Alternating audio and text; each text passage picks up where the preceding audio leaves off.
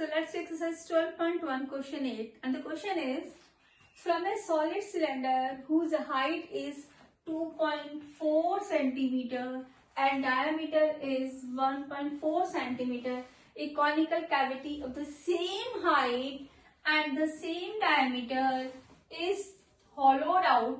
Find the total surface area of the remaining solid. So before coming to the solution, let's try to understand the question by drawing a figure. So what is given is, it is given there is a cylinder, let it be a cylinder, whose height is given 2.4, let its height be 2.4 centimeter and diameter is given 1.4 centimeter. So this is going to be the diameter, that is 1.4 centimeter. Now what they have given is a conical cavity of the same height and the same diameter is taken out. So if the diameter is same, if this is the diameter, this is same, a conical cavity, this is taken out. Let me draw it through this. What has been taken out, you will come to know. So this has been taken out. This has been taken out. This is out. So if I take it out this from this, what will be the figure, remaining figure? I am drawing the remaining figure here. This will be something like this because the base is going to be the same. A conical cavity has been taken out.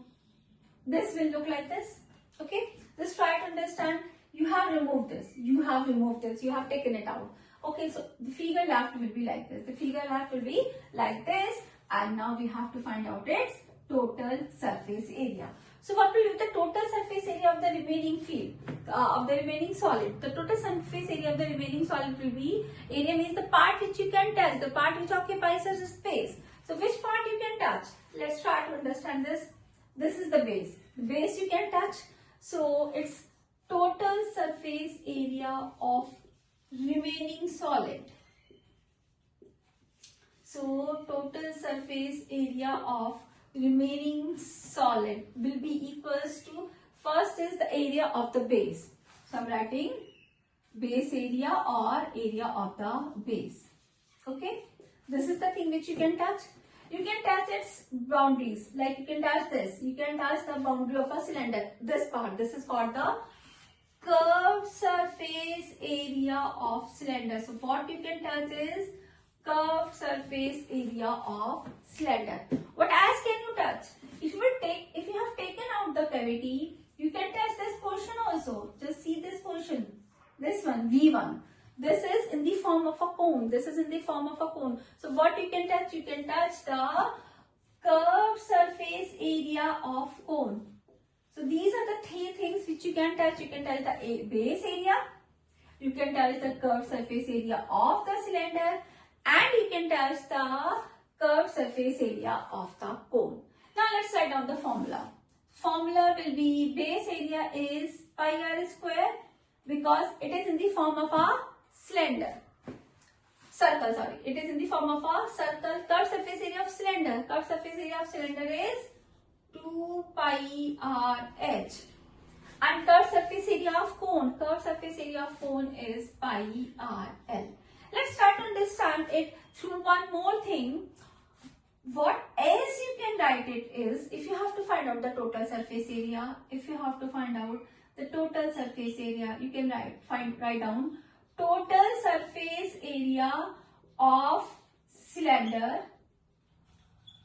From this, you can minus the base area, not base area, you can minus the pi r square, area of the top. So you can minus from that area of top which is again in the form of a circle, and in that you will add curved surface area of cone. So try to understand, it will be 2 pi r h plus 2 pi r square minus pi r square plus pi r l.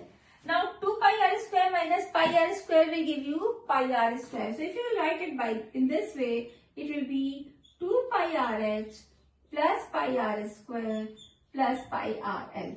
So either you write from the total surface area, you are subtracting the area of the top, the area of the circle which you have taken out, and then you are adding the curved surface area, or you are writing base area, in that you are adding the curved surface area of cylinder, and curved surface area of the cone. By both the method, the formula will remain same.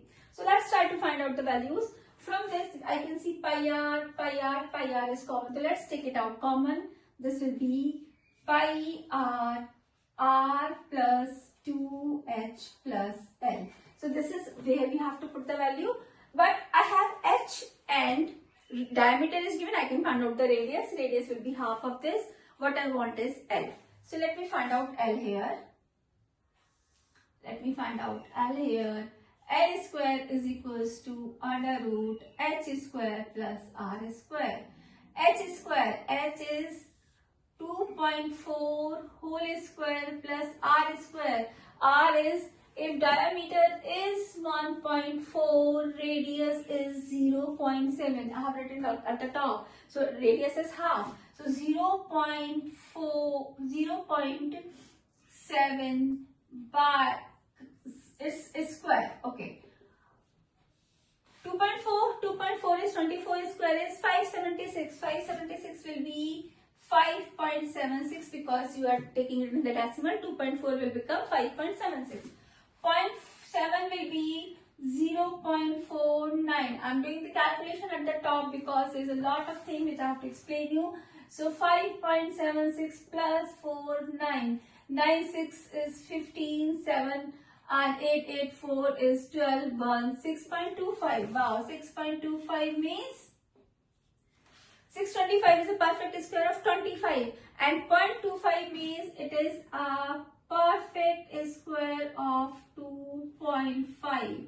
So we have got slant height, that is 2.5. Now I have to put it in the formula. Pi is 22 by 7.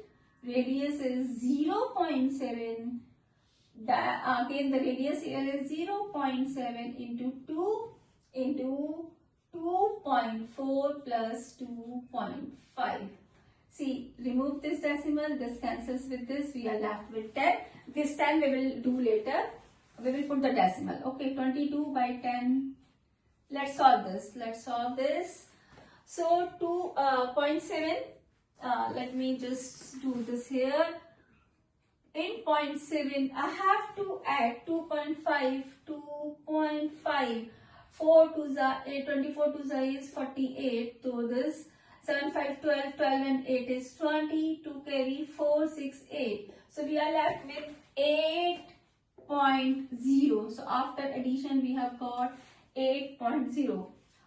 Now just multiply this. 8 to the 16, 8 to the 16, 17, 176 and out decimal is there and 10 is there in the denominator. So they will come decimal. So this is 17.6 centimeter square. This is the area.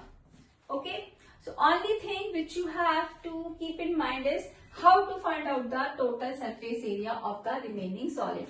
So this area and this area both are same. Either you find out by any of the method. Thank you.